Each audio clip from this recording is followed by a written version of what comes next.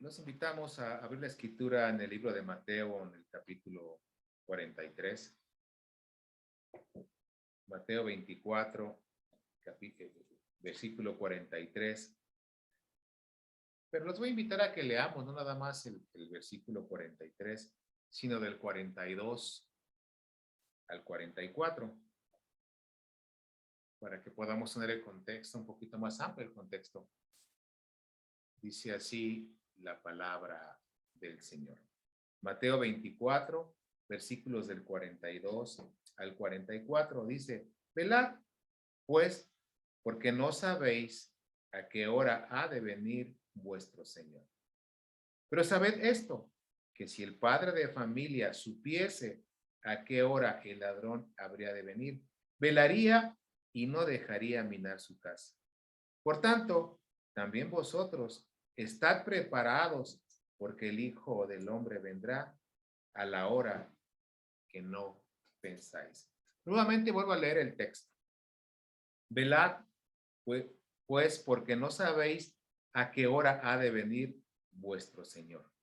Pero sabed esto, que si el padre de familia supiese a qué hora el ladrón habría de venir, velaría y no dejaría minar su casa.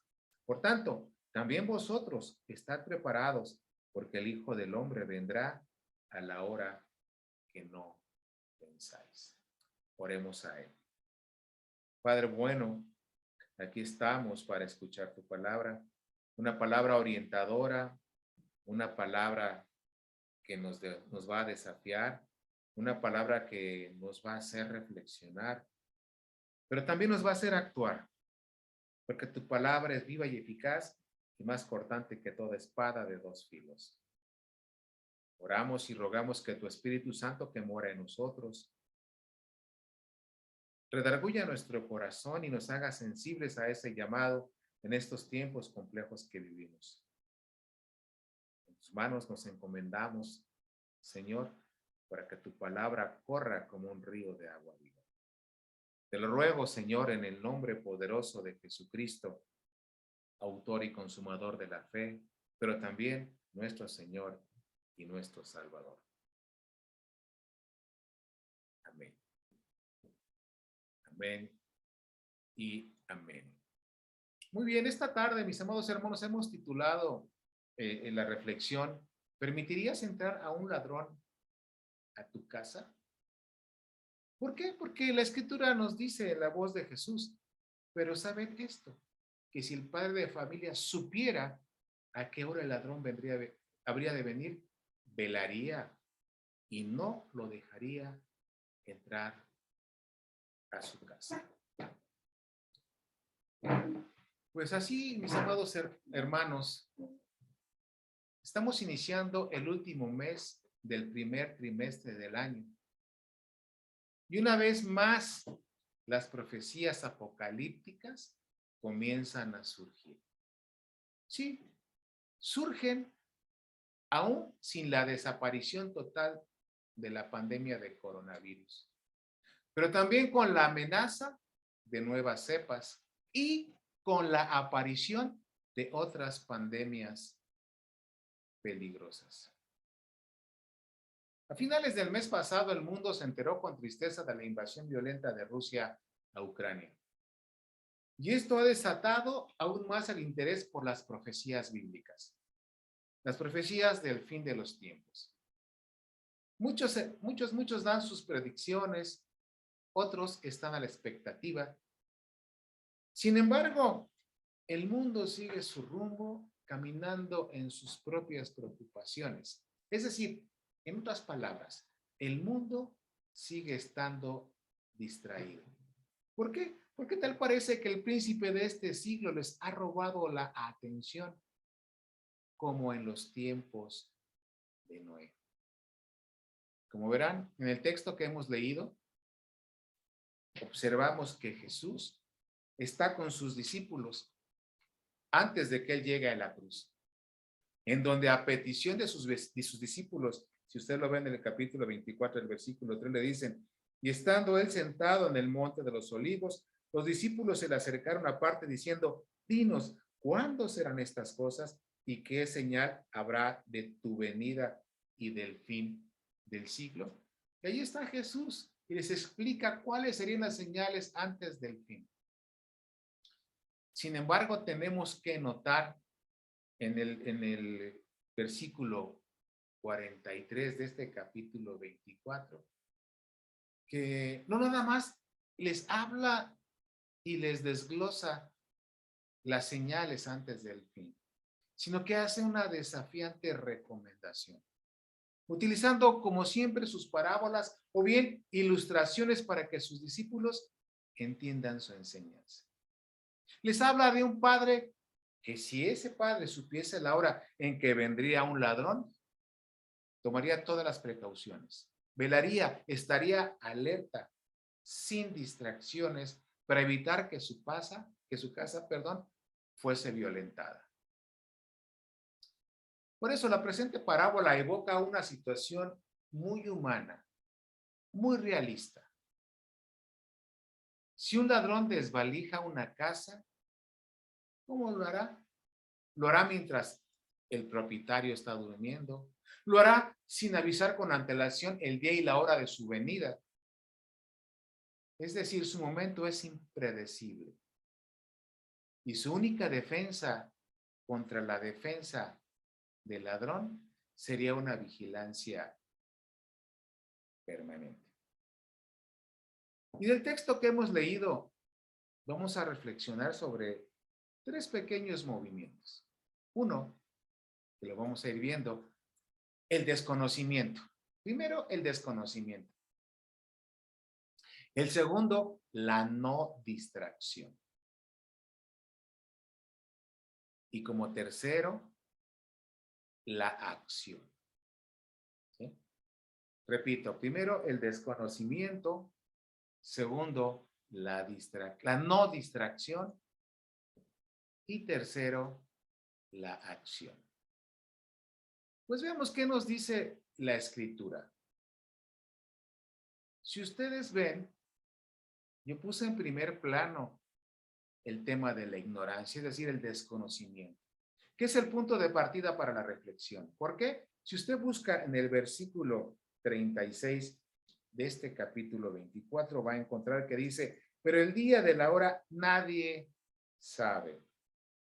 Y si usted va al versículo 39, dice, y no entendieron hasta que vino el diluvio. El no entendieron es falta de conocimiento. Y en el versículo 42 del capítulo 24 vuelve a repetir, porque no sabéis a qué hora. Obviamente estas palabras las expresa el Señor Jesús y están referidas a los sucesos de los últimos tiempos, incluyendo su segunda venida. Y es verdad, hay un gran desconocimiento de lo que ha de venir. ¿Por qué? Porque nadie sabe nada a ese respecto. Y Jesús admite, fíjese, que de ese día y de esa hora, en el contexto de su venida, nadie sabe nada. Ni los ángeles del cielo. Y dice, ni el Hijo, solo el Padre. Por lo tanto, esta confesión de ignorancia resulta sorprendente. ¿Por qué? Porque todos sabemos que Jesús y el Padre tienen una íntima relación. Veamos qué dice en su capítulo 11 de Mateo, versículos 25 al 27. Mateo 11, versículos 25 al 27 dice, en aquel tiempo respondiendo Jesús dijo, te alabo Padre, Señor del cielo y de la tierra, porque escondiste estas cosas de los sabios y de los entendidos y las revelaste a los niños. Sí, Padre, porque así te agradó. Todas las cosas me fueron entregadas por mi Padre, y nadie conoce al Hijo sino el Padre, ni al Padre conoce a alguno sino el Hijo, y aquel a quien el Hijo lo quiera revelar. Hay una íntima comunión. Sin embargo, hay cosas que el Padre no le ha revelado al Hijo. ¿Sí? Y cuando dice que el Hijo va a revelar las cosas a quien se las quiera revelar, pues vemos que en el libro de Mateo, desde el capítulo 22, hay ejemplos de la revelación de varios misterios del cielo. Si usted ve el capítulo 22 de Mateo, del versículo 29 al 33, nos habla de la ignorancia de no conocer las Escrituras. Habla del misterio de la resurrección y declara que Dios es un Dios de vivos y no de muertos. También el Señor revela algunas de sus enseñanzas con otros propósitos futuros, como dice Mateo 25. ¿Sí? Habla de las parábolas de las 10 vírgenes, la parábola de los talentos y el juicio de las naciones. Por lo tanto, vemos que hay una coherencia en lo que se narra y con lo que dice el capítulo 11, donde se afirma que solo Dios sabe cuándo será la venida del Mesías. Perdón, es el versículo 36 del capítulo 24. Dice, pero el día y la hora nadie sabe, ni aun los ángeles de los cielos, sino solo mi Padre. Y a este respecto me preguntaba, ¿cuál es el concepto de la Biblia sobre el tiempo? Porque está hablando de tiempo, nadie sabe el tiempo. ¿Pero qué es ¿Pero qué es el tiempo? El tiempo es una medida que el hombre ha inventado para medir el tiempo, para medir su vida. ¿Sí? Y creo que es muy difícil comprender el tiempo de Dios con nuestra mente humana. Veamos por qué. Veamos qué dice el apóstol Pedro en su segunda carta, en el capítulo 3, versículo 8. Dice, mas, oh amados, no ignoréis esto, que para con el Señor un día es como 1000 años y 1000 años como un día.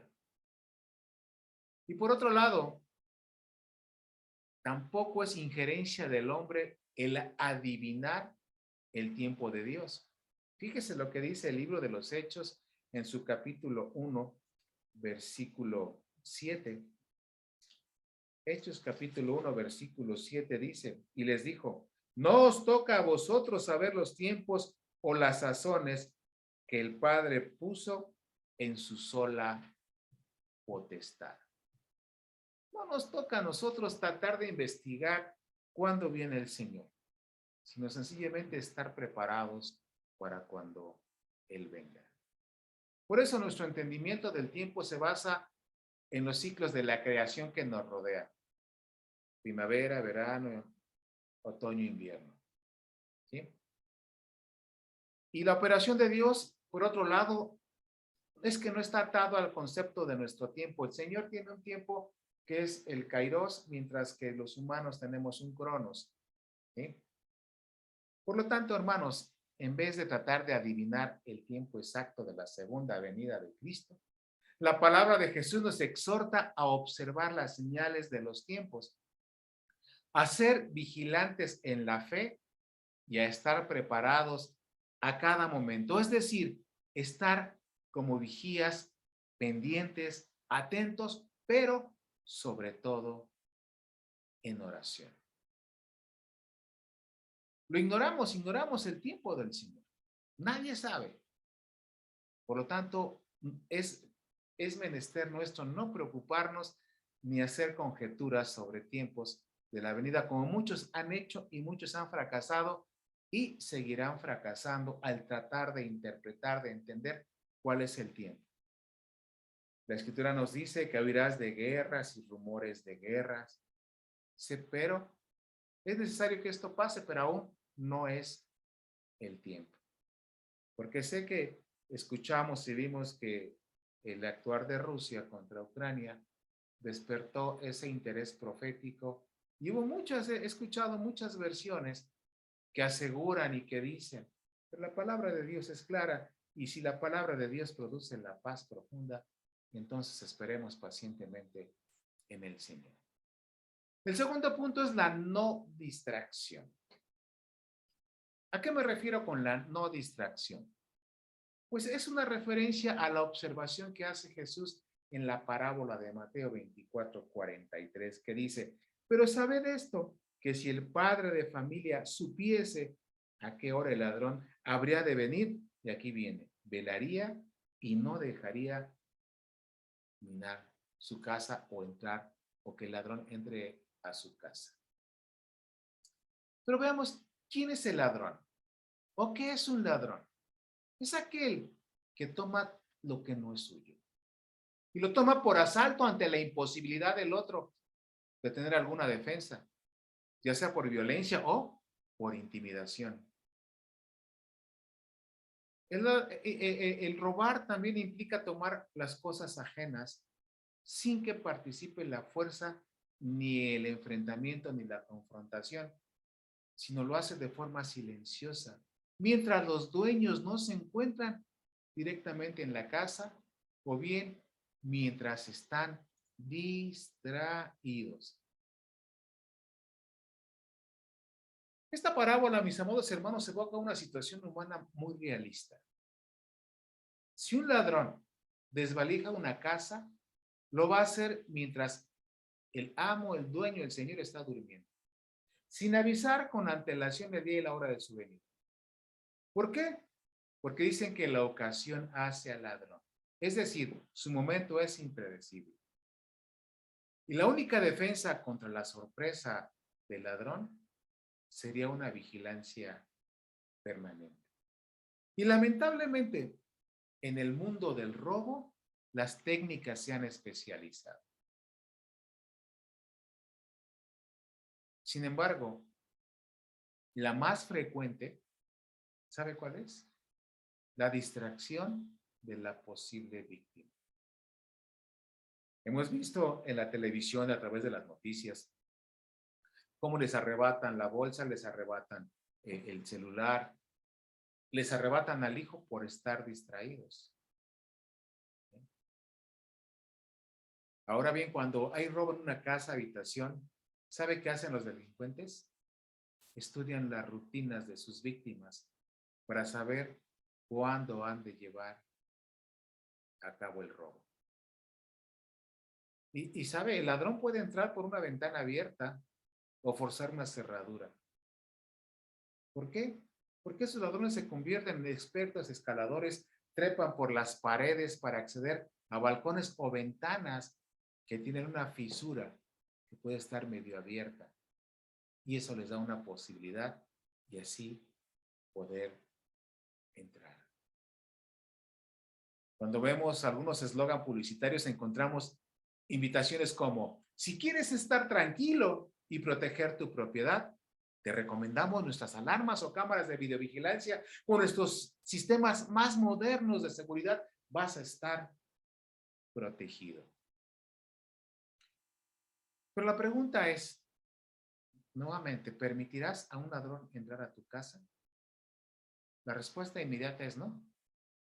Es una respuesta de facto. Por eso el Señor Jesús en su parábola da la respuesta. Y no es como la recomendación de hacer, o la recomendación que hacen los vendedores de seguridad. No, el imperativo de Jesús es: velen, estén pendientes, no se distraigan. Es una palabra análoga que quiere decir mantenerte despierto y alerta a las horas en las que los demás de manera normal están durmiendo. Sin embargo, fíjese, hay muchos que permanecen dormidos estando despiertos. Es decir, están tan distraídos o están bien ocupados en otras cosas que le restan valor a las cosas importantes. Mire, versículos 37 y 38 del capítulo 24, dice: más como en los días de Noé, así será la venida del Hijo del Hombre. Porque como en los días antes del diluvio, estaban comiendo y bebiendo, casándose y dándose en casamiento, hasta el día en que Noé entró al arca. ¿Por qué Jesús hace referencia a los tiempos de Noé? Porque a pesar de que se les estaba avisando que vendría un cataclismo de carácter universal, no podían entenderlo, o no querían entenderlo, o no querían preocuparse. En los tiempos actuales se habla de que Jesús viene. Hablábamos hace 15 días o días más, que dice: Señor, vengo en breve. Y quizás se toma muy a la ligera. Aún no es tiempo. Ok, aún no es tiempo. Pero ¿y si sí? ¿Qué es lo que tenemos que hacer? Pues estar vigilantes. Jesús toma este ejemplo para decirnos la falta de vigilancia al respecto. ¿Sí? Está hablando de un descuido de tiempos anteriores. ¿Sí? ¿Qué pasa con Noé? ¿Sí? Dice que antes del diluvio estaban viviendo su vida cotidiana. ¿Sí? Es decir, comían, bebían, se casaban y daban el matrimonio también a sus hijos. Son actividades comunes y todas estas son normales en la dinámica de la vida humana. ¿Y sabe? Nada tienen de pecaminoso. Aquí no está acusando el Señor de que sea un pecado el hecho de que comieran, bebieran o se casaran. No, porque lo que lleva a su destrucción no es en este caso el pecado ni la falta de fe, sino lo que sucedió fue que el diluvio los arrastró a todos. ¿Por qué? Por su inconsistencia. Es decir, no se dieron cuenta y descuidaron lo importante que es escuchar la palabra. En el caso de los tiempos de Noé, Noé habló y les dijo y todos los tiraron de a loco. Lo ignoraron, como sucede también en los tiempos actuales. Ayer tuvimos la oportunidad de platicar con una psicóloga, abogada, perito,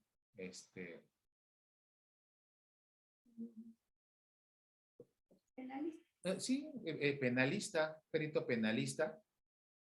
Y bueno, no fue tan sencillo porque obviamente sus pensamientos son diferentes, pero no dejamos pasar la oportunidad de presentarle el mensaje de salvación. Ya habrá el tiempo de tomar la decisión. Y como decíamos, a lo mejor no se da cuenta ahora porque hay un descuido y están ocupados en otro tipo de cosas. ¿Y por qué digo en otro tipo de cosas? Porque en estos tiempos actuales hay infinidad de distractores y todos ellos pueden tener, sí, una justificación. Sin embargo, el problema no es el distractor, sino que ese distractor ocupa todo nuestro tiempo o la mayor parte de nuestro tiempo y dejamos de hacer lo que es importante.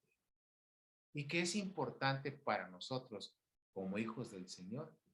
La comunión con Dios y estar vigilantes.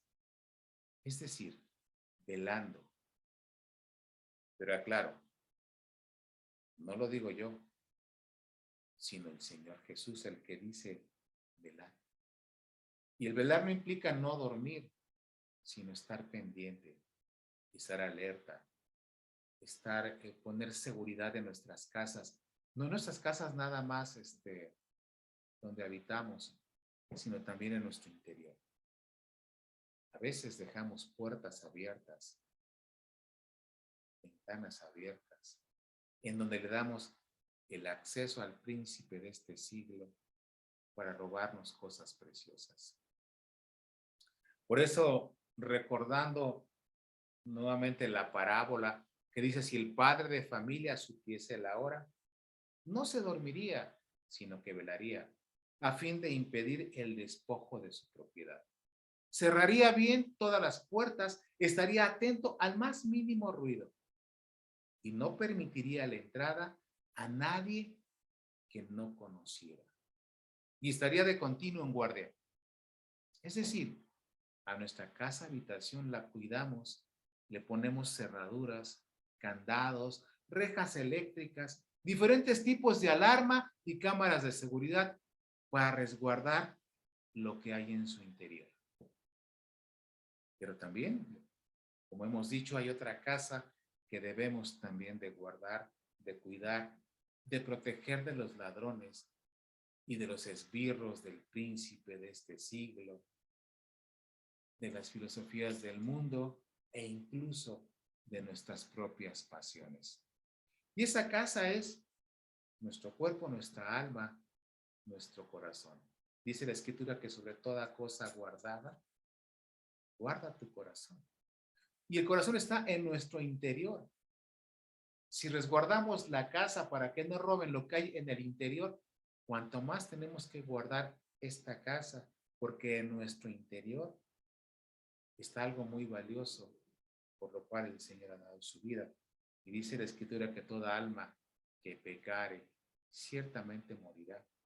Y el alma del cristiano es un botín precioso para el príncipe de este siglo. Por eso, mis amados hermanos, los ladrones están en el quicio de nuestra puerta. Están al acecho, están a nuestra entrada.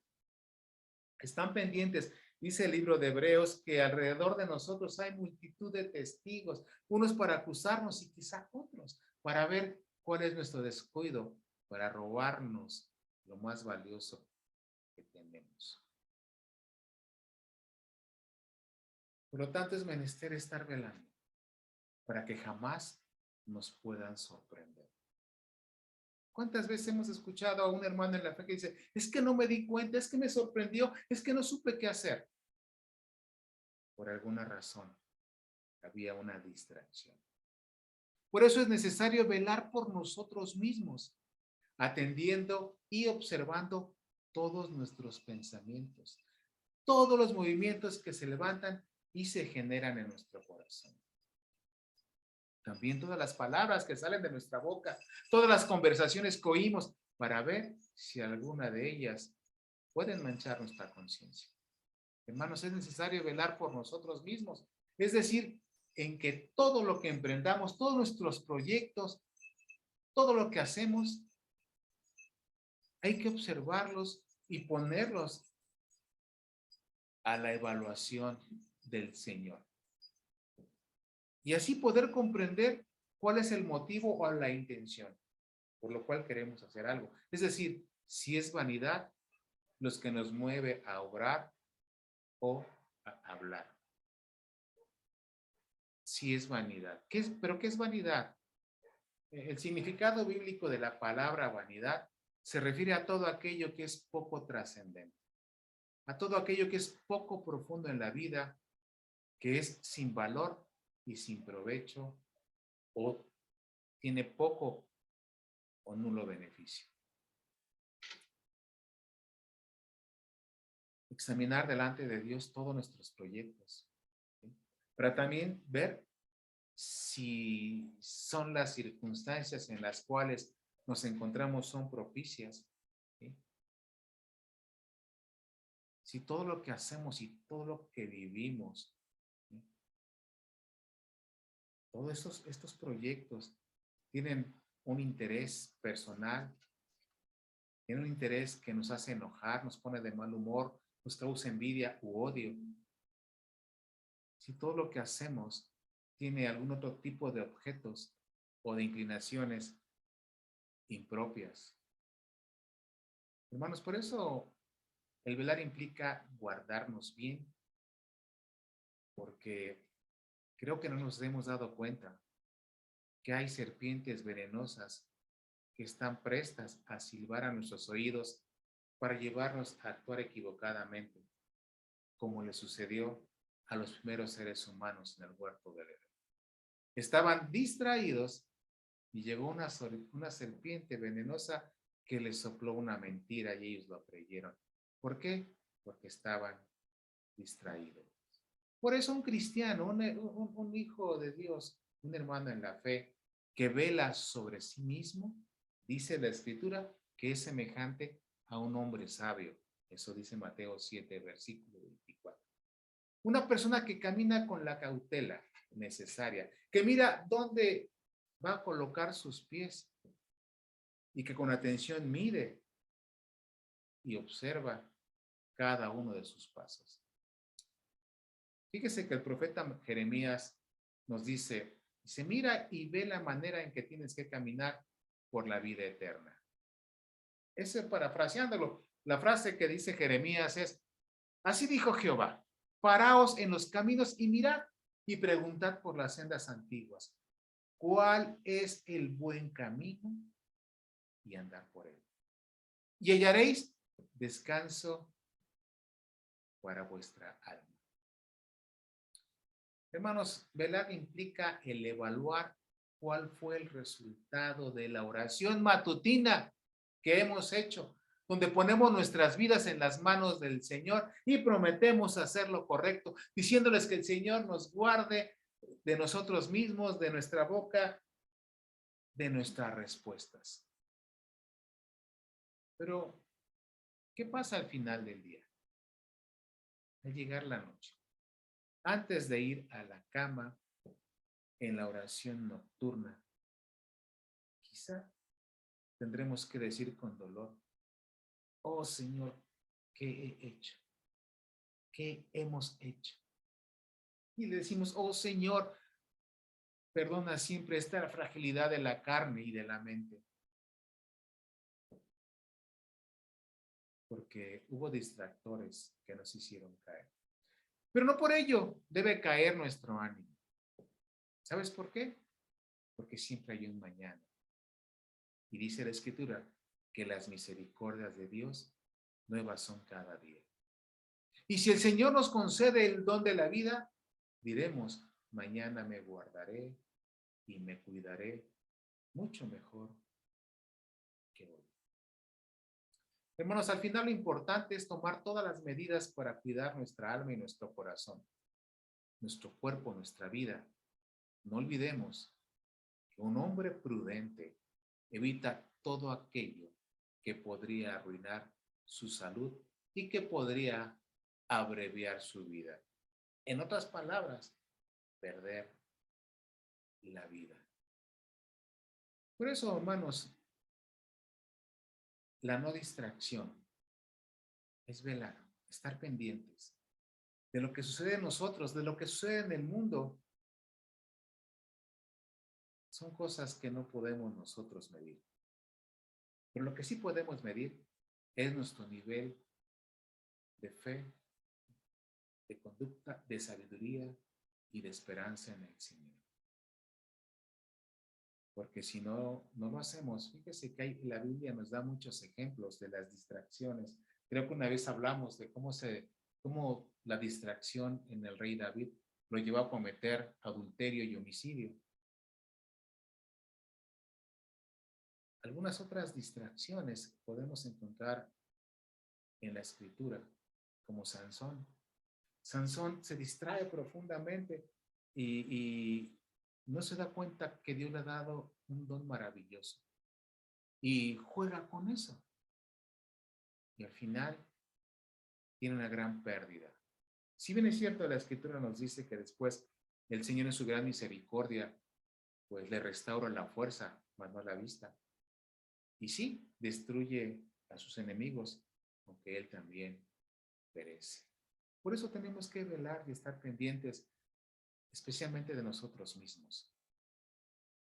Porque la Escritura nos dice que tengamos cuidado de nosotros mismos, que no seamos sabios en nuestra propia prudencia, que escuchemos la voz del Señor. ¿Y cómo escuchar la voz del Señor si no es a través de la lectura de la palabra? Platicando con personas muy queridas por nosotros. Anoche platicaba con alguien que ama al Señor, sí, pero no lee la Escritura. Se queda con lo que escucha en la radio, con lo poco que llega a leer y hace sus propias conjeturas. Y nuevamente, esto pues nos lleva a la falta de conocimiento, al no saber. Por eso el Señor es firme y dice: erráis, porque no conocéis las Escrituras. Y dice: escudriñad las Escrituras, porque en ellas os parece que tenéis la vida eterna. En estos tiempos de guerra difíciles, de pandemia, podemos distraernos con todo eso y olvidarnos realmente qué es lo que quiere el Señor de nosotros. Pero sí nos lleva a la acción, ¿sí? Nos lleva a la acción. Ya vimos la falta de conocimiento, ya vimos la no distracción, pero nos lleva a la acción.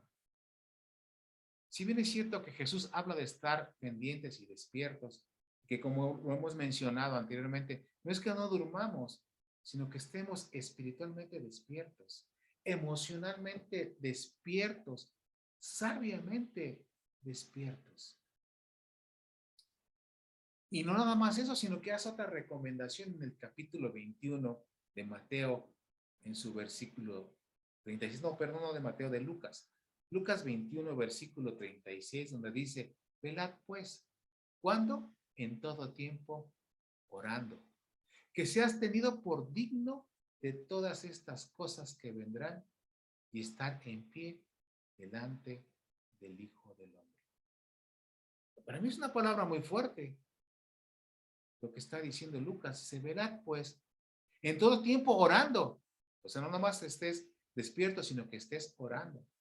Que seas, ¿para qué? Para que seas tenido por digno de todas estas cosas que van a venir y estar de pie delante del Hijo del Hombre.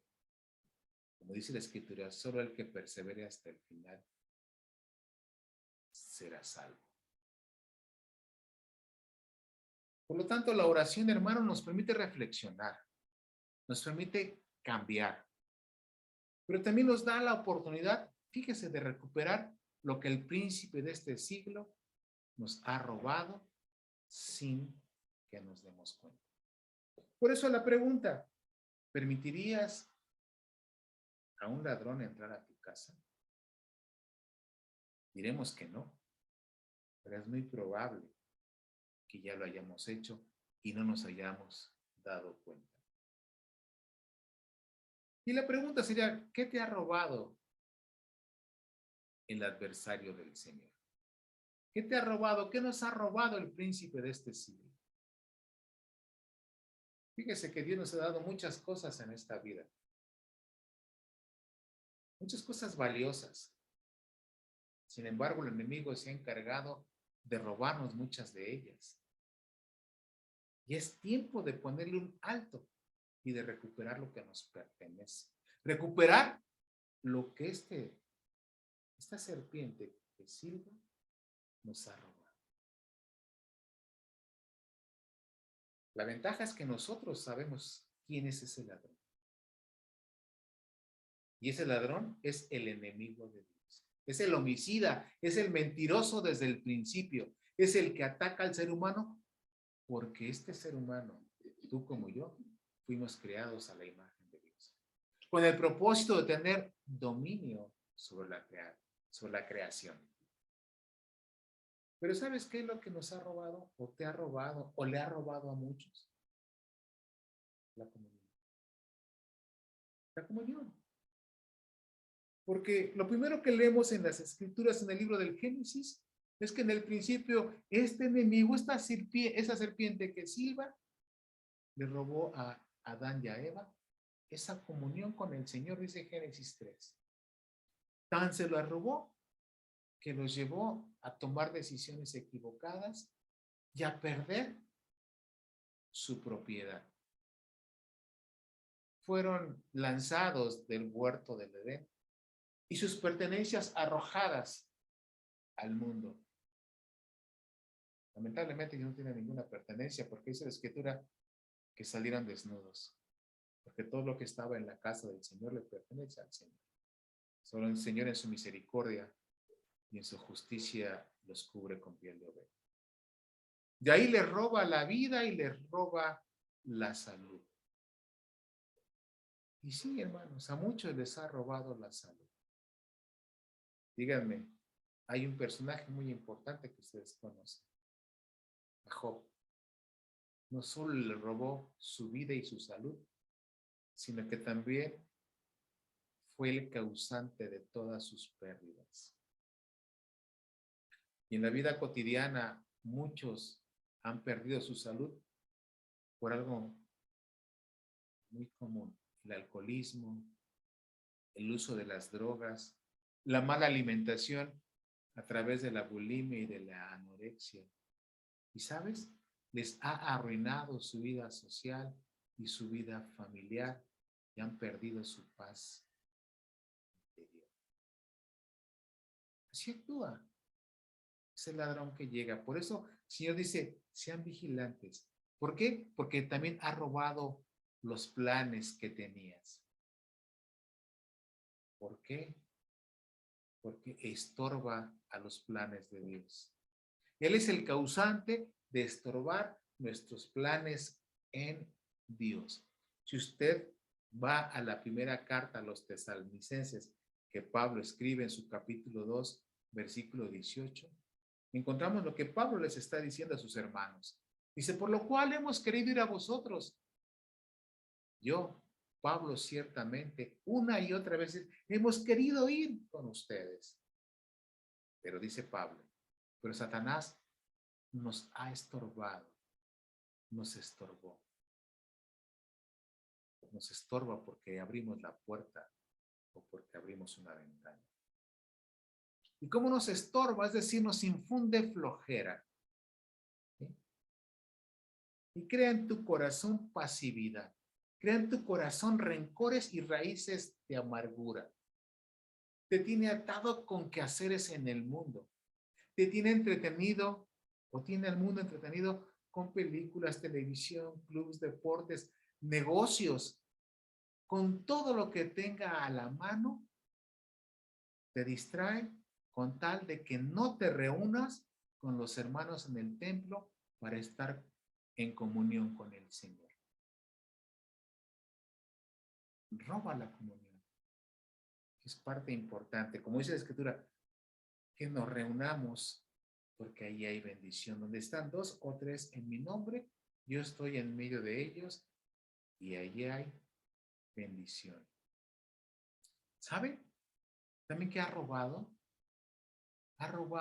la vida de buenos hermanos cristianos, tanto hombres como mujeres. Fíjese lo que dice la Escritura, me sorprendí cuando recordaba esta parte. Pablo, igual en la primera carta, en la primera carta a Timoteo, capítulo 5, versículo 14, le dice a Timoteo, quiero pues que las viudas jóvenes se casen, críen a sus hijos, gobiernen bien su casa, que no den al adversario ninguna ocasión de maledicencia. Y el versículo 15 dice, porque ya algunas se han apartado en pos de Satanás. Y ustedes, como yo hemos escuchado de muchos hermanos que un día gozaron de la bendición del Señor, ahora se encuentran en otros lugares, apartados del Señor o compartiendo credos que no son bíblicos. Se han metido a la santería, e incluso algunos adoran a la Santa Muerte, u otros han cambiado su perspectiva de Dios.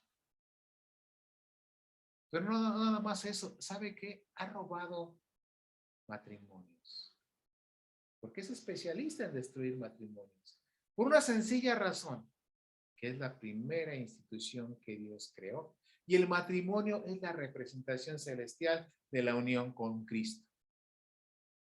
El matrimonio es el modelo terrenal de la vida que llevaremos con Dios. ¿Y qué es lo que hace? Trastorna las buenas relaciones de la familia. ¿Con qué? Con celos, iras, contiendas, malas palabras, la amenaza con irse de la casa, de abandonar a la familia y de los hijos. Y como una vez comentaba en un grupo de matrimonios, la peor ofensa que le podemos hacer a la esposa o al esposo es decir, me voy de la casa, voy a abandonar a la familia. Pero ese es un tema mucho más amplio que después abordaremos. ¿Qué ha robado este príncipe de este siglo? Porque mantenemos ventanas y rendijas abiertas. Ha robado su vida financiera, ha robado su vida familiar, ha robado su vida espiritual, ha robado su libertad física metiendo a muchos en la cárcel, ha robado su felicidad, ha robado su paz. Pero sobre todo, ha robado el temor de Dios. ¿Qué quiere decir con que ha robado el temor de Dios? Ya no hay ese respeto al Señor. Y una forma muy sencilla de decir que no tenemos temor es que Dios sabe, es que Dios conoce mi corazón, es que si yo hago bien esto. No, el temor de Dios no es un miedo o un peligro real o imaginario como lo define la palabra temor. No, como dicen los diccionarios, se refiere a una forma específica de temor que nos lleva al respeto, a la admiración y a la sumisión a la voluntad y divinidad del Señor. Proverbios 14:27 dice, el temor de Jehová es fuente de vida, pero mucho más poderoso lo que dice el profeta Isaías en su capítulo 29, versículo 3. Dice, porque este pueblo se acerca con su boca y me honra solo con sus labios. Y más adelante dice, su temor de mí está basado en mandamientos de hombres. Eso es fuerte. No tomamos en consideración que Dios está presente en nuestras vidas, que escucha y ve todo lo que hacemos. Pero también ha robado otras cosas. A muchos les ha robado el gozo de su primera.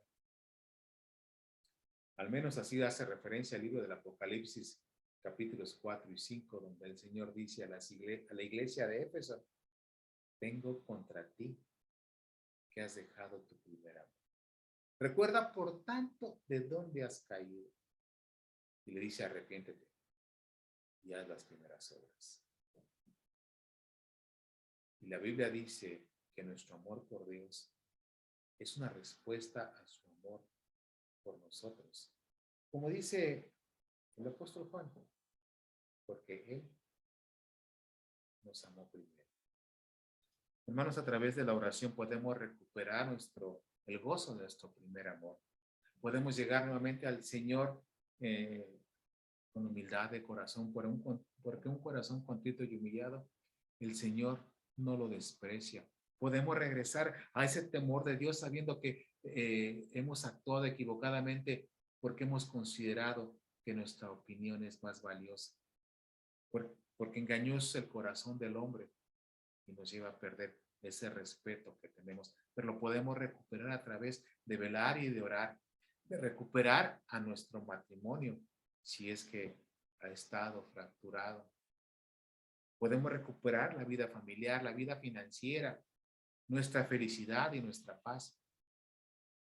Podemos recuperar a los hermanos que se han ido.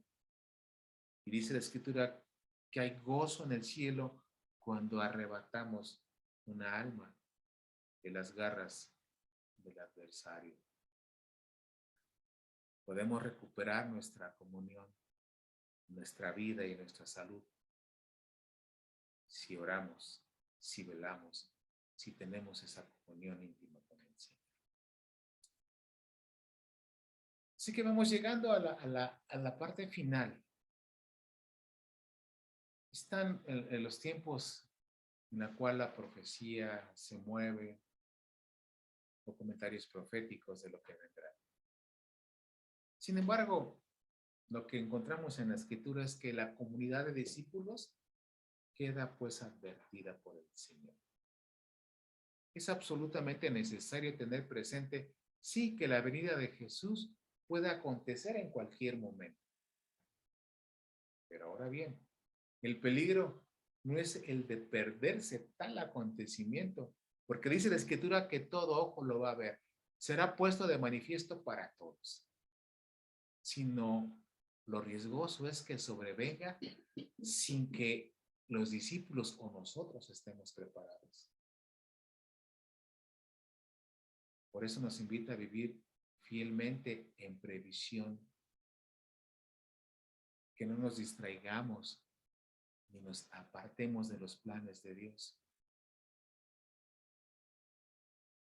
Que el Señor tiene que estar siempre presente en nuestra vida, porque el Hijo del Hombre va a venir y estaremos ante su presencia. Quisiera terminar con una historia, con un ejemplo de Vamos a llamarle a una muchacha que ahora está postrada en la cama de un hospital. He estado allí durante un buen tiempo y se debate, hermanos, entre la vida y la muerte. Y es uno de esos accidentes que con un mínimo de atención se pueden evitar. Pero, ¿sabe? Nos absorbe la somnolencia y la apatía. Nos decimos internamente que a mí no me va a pasar.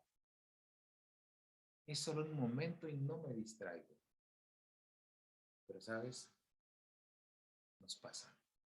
¿Qué sucedió? Sus ojos estaban fijos en la pantalla del teléfono, sus oídos sumergidos en la conversación, su mente volando a miles de kilómetros queriendo encontrarse con su amigo virtual y sus pies acelerados por la prisa para llegar a tiempo a su trabajo.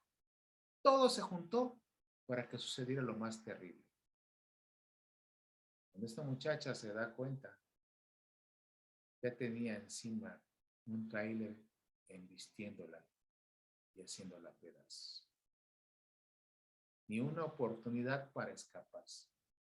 Ella juraría que su distracción fue solo un segundo, pero un segundo ahora se convierte en una eternidad de angustia y de zozobra. Y esos sentidos embotados, esa distracción nos permite estar alerta. Tal como llegó el diluvio. Se les avisó, no se distraigan, prepárense. No lo hicieron. Por lo tanto, todo nos invita a estar alerta, con los sentidos despiertos y el corazón anhelante. Y dice el Señor, oh casa de Jacob, en marcha, caminemos a la luz del Señor. Grita esperanzado el profeta Isaías y nos dice, despierten del sueño, nos dice el apóstol Pablo. Y otros más, en el libro de los Romanos nos dice, velen y estén preparados. Esa es la amonestación de Jesús a sus discípulos en el Evangelio. Vayamos con alegría a la casa del Señor. Podemos repetir en los salmos. ¿Sabes? En la vida y en el mundo, toda es urgencia para ponernos en movimiento. Bueno, el Señor todo es esperanza y todo es ilusión. Una ilusión que nos debe de contagiar. El Señor nos advierte que sobre todos estos eventos generalizados, el común denominador y el comando es velar, que incluye estar alerta a los eventos de interés público que suceden en el mundo en el que vivimos. Velemos, estemos alerta cuando veamos cambios importantes en el clima político. Sí, y vamos a ver naciones compitiendo por una posición y preparándose para la guerra. Debemos tomar nota. Sí, debemos estar atentos a los posibles desastres biológicos y ambientales. Sí, porque eso es algo que va a suceder. Pero lo importante es nuestra comunión con el Señor. ¿De qué me sirve saber que viene esto? ¿De qué me sirve saber que viene una tormenta y no me preparo con botas para el agua, con un paraguas, con un impermeable? Cristo, el Cordero resucitado, nos dice en el libro del Apocalipsis, capítulo 16, versículo 15. Bienaventurado el que vela. Y hermanos, esto significa mucho más que solo buscar señales en los cielos para el regreso de Cristo. Lo que realmente nos está diciendo es que tenemos que estar atentos a los acontecimientos, sí, del mundo que nos rodea, pero lo más importante es estar en guardia ante los engaños del enemigo, ante los engaños religiosos también. Es decir, no escuchar el pánico en los ruidos del mundo, sino escuchar la voz de Dios que te dice, no temas, yo estoy contigo, dice el profeta Isaías, capítulo 41, versículo 10. Así que mis amados hermanos, estén alertas y no permitan la entrada del ladrón a su casa. Y si ya entró, a través de la oración, puede usted recuperar todo aquello que este ladrón nos ha robado. Oremos al Señor. Gracias, Señor, porque a través de la lectura de tu palabra nos adviertes de la calamitosidad que se acerca. Sabemos que viene, como supo el mundo en los tiempos de Noé, que vendría algo terrible. Sin embargo, estuvieron distraídos, y quizá nosotros también estamos distraídos, y quizá en esa distracción el príncipe de este siglo ha robado o nos ha robado muchas cosas. Tu palabra, Señor, el día de hoy, que nos anima, nos impulsa y nos llama a estar alertas y pendientes, podamos recuperar a través de la oración aquello que esa serpiente silenciosa se ha inmiscuido en nuestro interior para robarnos nuestra paz. Te ruego, Señor, si alguno de mis hermanos ha vivido estos momentos de pérdida, de apartamiento espiritual, de enfriamiento, Señor, escucha su clamor y devuélveles el gozo de su salvación. Devuélveles su paz y que estemos en plena comunión contigo, porque los tiempos son difíciles. Prepáranos, Señor, para estar prevenidos en todo momento, porque tú has dicho que vienes en breve. Por lo tanto, es una seguridad que vendrás.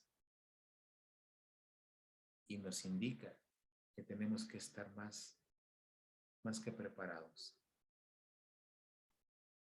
Porque nos puede suceder lo que le sucedió en la parábola de las 10 vírgenes.